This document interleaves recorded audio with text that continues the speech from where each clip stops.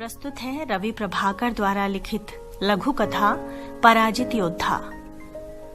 3000 पर पर्ची पर तो बकाया 4000 लिखा है। टेंट हाउस से आए सरदार जी ने कुर्सियां और शामियाना टेम्पो में रखने के बाद पैसे गिनते हुए वंदना से कहा, ओ बस ठीक है अंकल जी, अब कुछ तो डिस्काउंट दोगे ही ना आप। अच्छा और बताइए, क्या पियोगे, चाय या ठंडी लस्सी? पीना पुआना कुछ नहीं पुत्र, पर देख तेरे कहने से लाइट एक दिन और लगी रहने दे रहा हूँ। ऊपर से अब तू 1000 रुपए भी कम दे रही है, कम से कम 200 रुपए टेम्पो का किराया तो दे दे। ए लो अंकल जी 200, आप भी क्या याद रखोगे, अब खुश? टेंट हाउस वालों के जाते ही बाबूजी के पास बैठे मौसा जी ने मुस्कुराकर वंदना से कहा, यहाँ भी बचा लिए बिटिया। होठों पर गर्वीली मुस्कान लिए वंदना आंगन में पड़े बड़े से बोरे को घसीटते हुए स्टोर की तरफ ले जाने लगी। इस बोरे में क्या है? रसोई में दूध उबालती माँ और साथ खड़ी मौसी के चेहरे पर प्रश्न चिन्ह उभरा।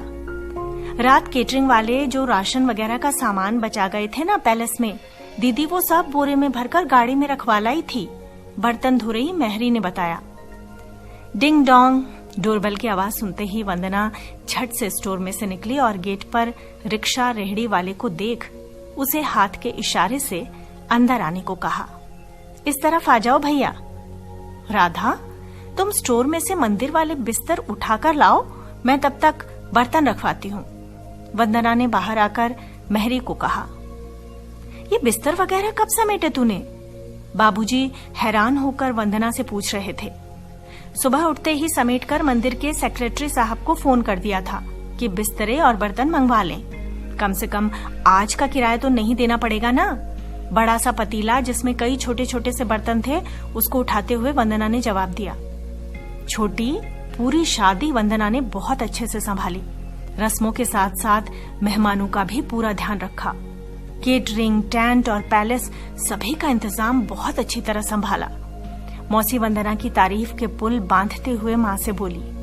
भगोने में दूध उबलकर ऊपर तक आ रहा था। वंदना एक एक बर्तन लिस्ट से मिलाकर टिक करने के साथ ही मौसी की बातें सुनकर गर्व से फूली जा रही थी। सही कह रही हो जिज्जी, देखो ना, अब बहू से छोटी सी बात क्या हुई कि सौरभ उसका पिछलग्गू बन बहन की शादी में नहीं आया। वंदना ने सब कुछ ऐसा संभाला कि सौरभ की कमी तक महसूस नहीं होने दी। हमारी वंदना तो बेटों जैसी बेटी है। टन की आवाज से अचानक सभी चौंक गए। वंदना के हाथ से पतीला छिटक गया था और सभी बर्तन इधर उधर बिखर गए। दूध उबलकर बाहर गिर रहा था।